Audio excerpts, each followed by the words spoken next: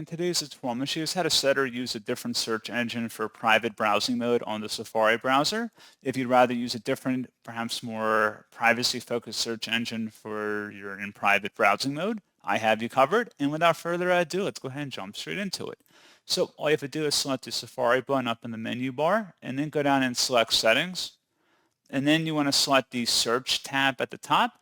Whereas the search engine, it doesn't really matter what it is, but you want to uncheck the option to also use in private browsing, because then it frees up the option to then make a selection down here to change the private browsing search engine. Click the drop down and select whatever you want, and that's pretty much it. So as always, thank you guys for watching this brief tutorial. I do hope that I was able to help you out, and I do look forward to catching you all in the next tutorial. Goodbye.